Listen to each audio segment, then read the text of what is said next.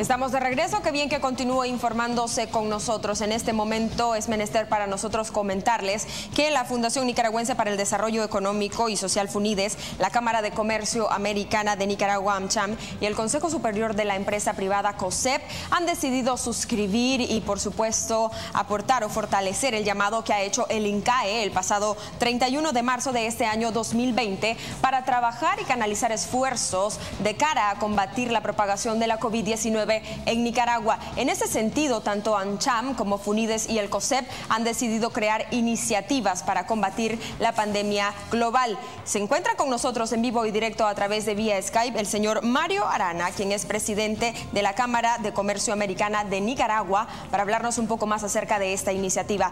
¿Qué tal, don Mario? Gracias por brindarnos su tiempo y por brindarnos también todas estas recomendaciones que como cámaras ustedes han decidido optar para combatir el COVID-19.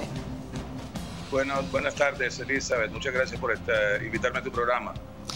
Señor Arana, quiero iniciar esta conversación consultándole de qué se tratan estas iniciativas que tanto el COSEP, el FUNIDES y AmCham han decidido montar o lanzar de cara a combatir la COVID-19 en nuestro país.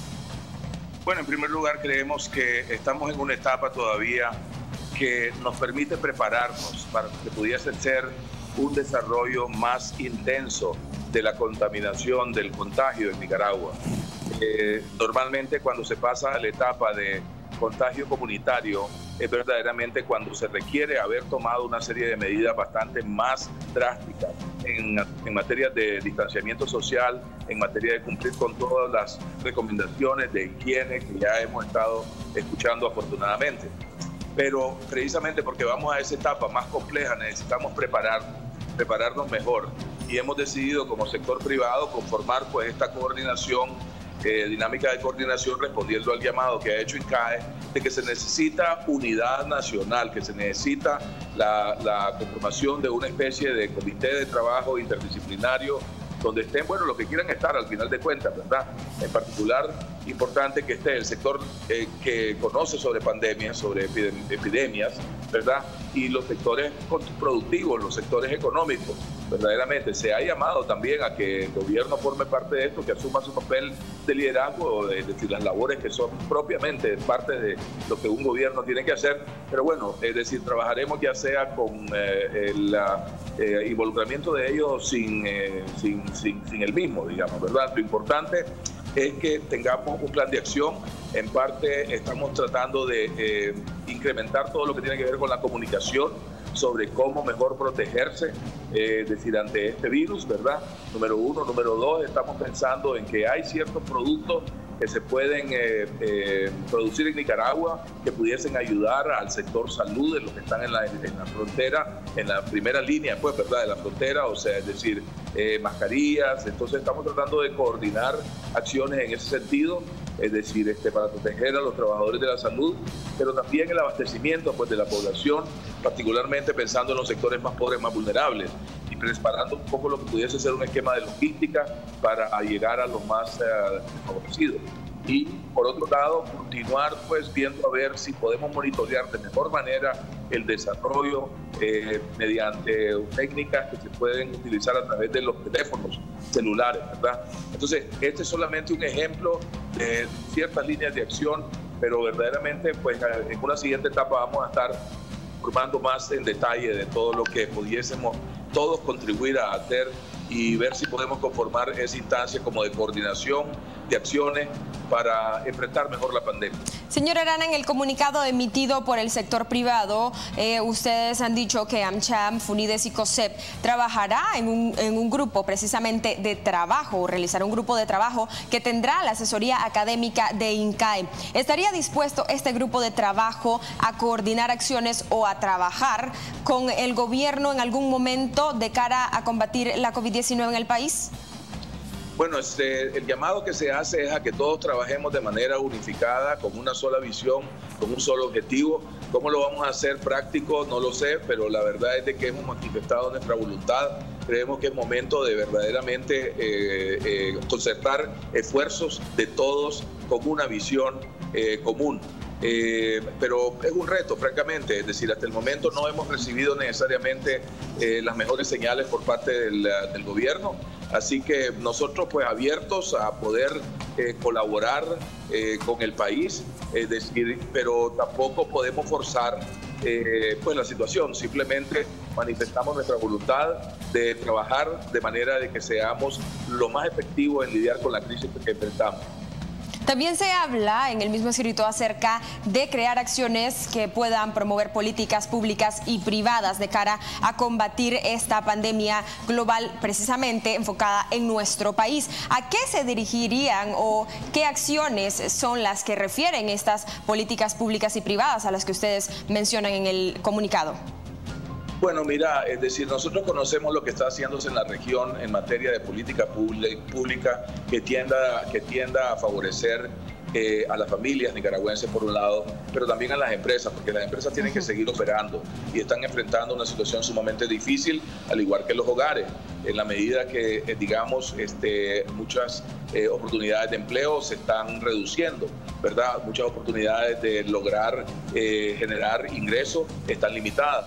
Entonces se requiere ver la manera en cómo la contracción económica, de alguna manera que vamos a vivir o estamos viviendo, es compensada. Y eso se hace vía políticas de transferencia, digamos, desde el sector público, desde el Estado.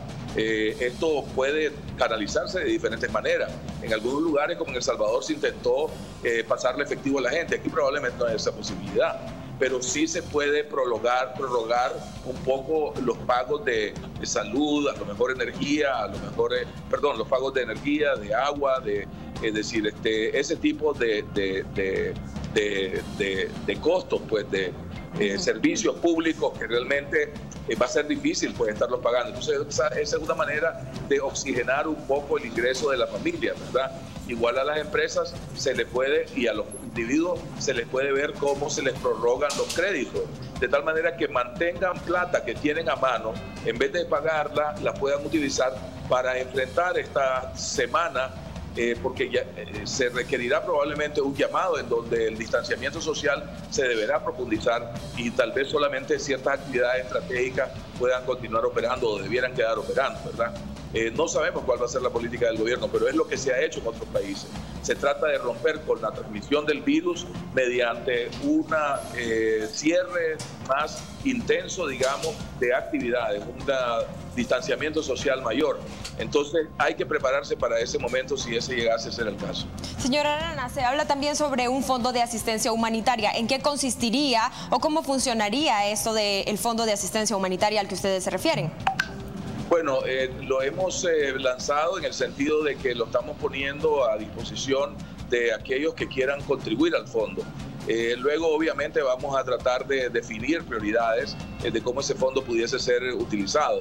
Pero obviamente lo que busca es cómo resolver los problemas estos que estamos viendo como prioritarios. Pues, ¿verdad? Creemos que hay necesidad de insumos posiblemente en el sector salud para proteger a los trabajadores que están al frente pues, de lidiar con, o van a estar al frente de lidiar con la pandemia.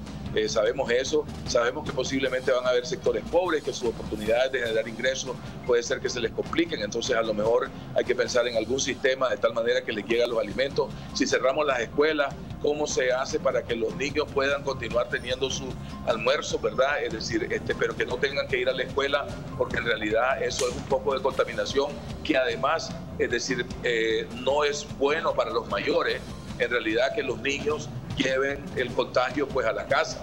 Entonces, ese tipo de medidas tienen que pensarse, tienen que organizarse, tienen que estructurarse formas de apoyar la manera en cómo solidarizarse con los que tienen más dificultades pues, en lidiar con la situación de crisis. No quiero concluir esta entrevista sin consultarle. Apenas tenemos unas semanas de la llegada del COVID-19 a nuestro país. ¿Cuál ha sido ya el impacto que tiene esta pandemia en la economía de Nicaragua desde el punto de vista suyo? Bueno, pareciera ser que ahorita las proyecciones que he visto, es decir, es que el impacto dependiendo de cuánto dure este cierre del mundo verdaderamente, porque no es que Nicaragua va a cerrar, es que el mundo se está cerrando, dejando de producir y que eso pudiese prolongarse 4 o 6 semanas o más, francamente. Correcto. Entonces, dependiendo del tiempo que realmente estemos fuera de poder funcionar normalmente, así van a ser los impactos en la economía. Entonces, en el caso de Nicaragua, hay rangos de que se añade una contracción adicional de 1% hasta casi 4%. Y hoy vi una proyección de una contracción ya de 5%, viendo las cosas como están ahorita, es decir, trasladando la contracción de Estados Unidos que se espera a lo que sería el impacto en Nicaragua. Estados Unidos representa el 80% de nuestra economía, la transmisión del impacto va a ser bastante directo, con cierto rezago, pero realmente estamos hablando de otro año de contracción severa de la economía, lo cual es preocupante, es decir, y no tiene pues que ver con nada que nosotros podamos controlar, es simplemente como está el mundo el día de hoy. Señora Arana, gracias por su excelente participación. Esperamos seguir en contacto con usted para hablar de este y otros temas más adelante. Muchas gracias, Elizabeth. Un placer. A usted, amigo, que está en casa.